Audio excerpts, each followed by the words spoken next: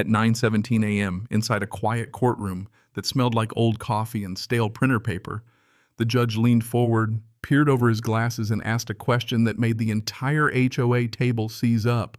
You ever watch a room freeze like that? He just goes, "Why is your contractor removing hinges from a gate that doesn't belong to the homeowners association?" Dead silence. Nobody said a word. My police incident card sat on the table right there between us like a loaded fact. I didn't end up in court because I threw a wild party or set a dumpster fire or even did anything remotely exciting.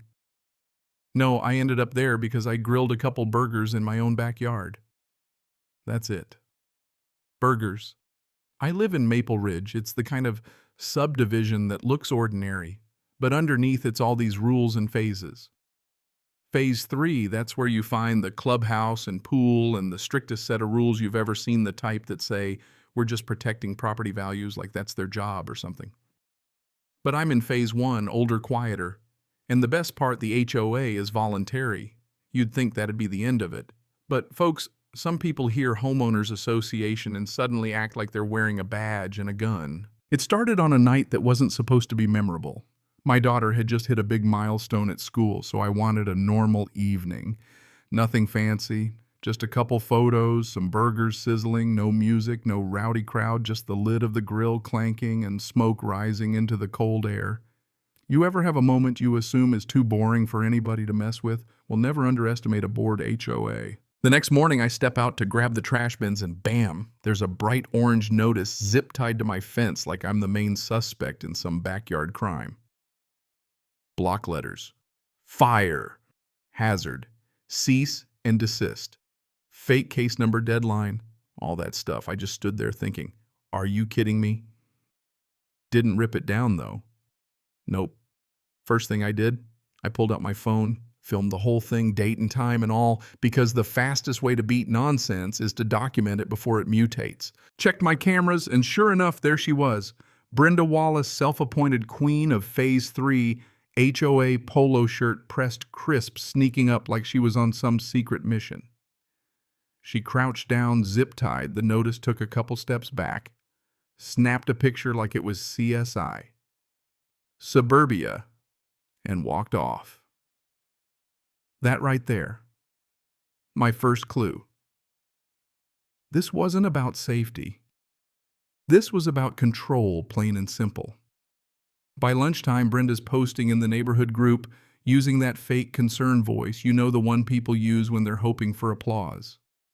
Friendly reminder, open flames create a risk for families. We must enforce standards. No name, but everybody knew who she meant.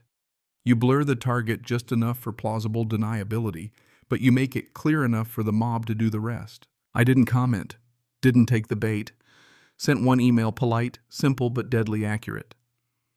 Hi Brenda, can you confirm whether my parcel is under the HOA? If yes, please send the recorded covenants and membership documentation tied to my address. Also, who placed a notice on my property this morning? No emotion. Just paper, because that's where bullies start to sweat. Her reply came back fast. Everyone in Maple Ridge must follow community safety standards. Do not hide behind technicalities. Comply immediately. No documents, no proof. Just that tone, like she could make things real just by speaking them. 2 days later, I get an official-looking violation letter in the mail, complete with a member account number I'd never seen before. It's like they decided to just invent a file on me out of thin air. That's when I started getting mad. A fake notice is one thing, but inventing membership, inventing authority, that's a whole other line. Friday morning, I'm working from home and I hear this diesel rumble outside. White work truck pulls up community compliance services printed on the side. 2 guys hop out, clipboard and tool bag in hand, looking like this is just another day at the office. They don't ring my bell, don't even glance at the house, just head straight for my side gate. I see the taller one start loosening the hinges right there on my property. I stepped outside, phone already rolling. Hey, stop. That gate is private property. You can't touch that. The foreman, he barely looks up. Just gives me that contractor look like he's seen it all before. We got a work order. Gate access adjustment. Owner non-compliance. Bill goes to the HOA. And then right on cue, Brenda's voice floats in from the sidewalk, filming the whole thing herself. Careful not to touch anything, because people like her always want deniability. "Proceed," she says, cold as ice. "He's obstructing a safety inspection." For a second, I swear it felt like I was standing in my own yard, but someone else was narrating my rights away. Not because I thought she was right, but because I could see how far she'd go right there in broad daylight. I told the workers, "If you keep going, you're trespassing. I'm not part of your homeowners association. You don't have permission." Brenda gave me the classic Karen smirk. "Then prove it. In this community, we don't just do whatever we want."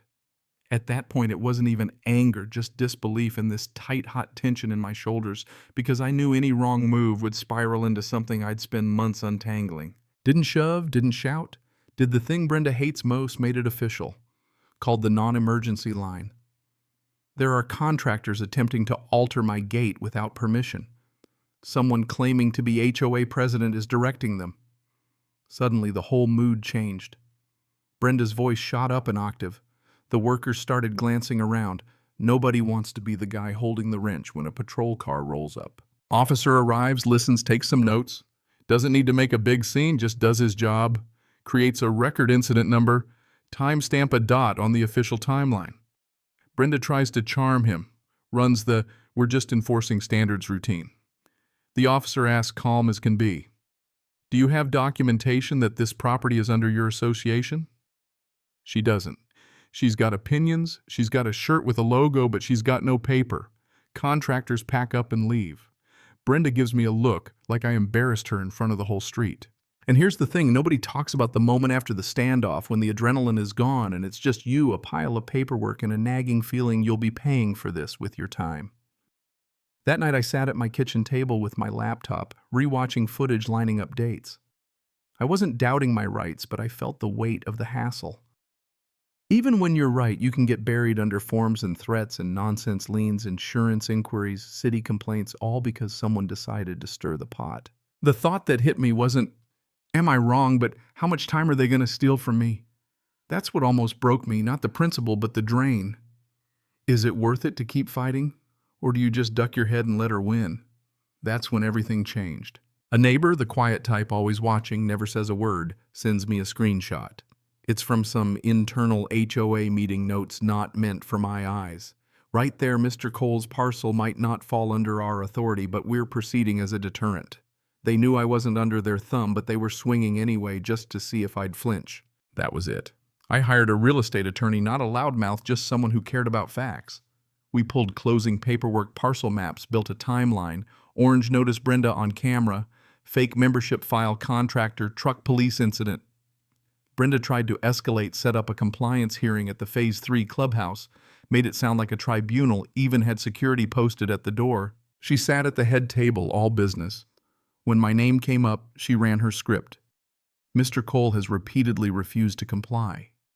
My attorney slid the county parcel map across the table. Before we go further, please show where my client agreed to HOA authority. Brenda blinked, tried to pivot. Safety isn't limited by membership. My attorney didn't even raise his voice. Authority is. He turned to the contractor, asked, "Who instructed you to remove hardware from the gate?" The foreman looked at Brenda at security and just said, Brenda told us to proceed." Security stepped up. "Ma'am, do not argue with witnesses." The whole room shifted because intimidation only works as long as nobody challenges the assumptions. Next morning we filed for an emergency order. Not for drama, just boundaries. No contact, no contractors, no claiming jurisdiction without proof. In court, the judge didn't care about clubhouse politics. He wanted to know who has legal authority over that property. Why was your contractor removing hinges from a private gate? And when nobody had the documents, that was it. Restraining order granted. No more notices, no more fake files, no more invented membership. But here's the part that really landed. Brenda's own board had to clean up her mess. Invoices, withdrawn complaints, walked back, and at the next meeting, Brenda didn't sit at the head of the table. She didn't get to call herself president. She just sat small and silent while the rest of them voted her out. No party, no victory lap. I went home, fired up the grill, let the smoke drift up into a quiet, steady sky. The way it should have been all along. You know what lesson I learned? Paper beats power trips every single time. Doesn't matter how loud someone is or how official they act, if they don't have the documents, their rules don't apply. That's the real twist of living in a place like this. It's not about who shouts the loudest, it's about who has the paperwork. But let me ask you this. Where do you draw the line between protecting a neighborhood and letting people live their lives? When does community turn into control? Ever been on the wrong side of someone's fake authority? Drop a comment. Tell me your story or just sound off about what justice looks like to you. Because sometimes the only way to get your peace and quiet back is to stand up and demand it.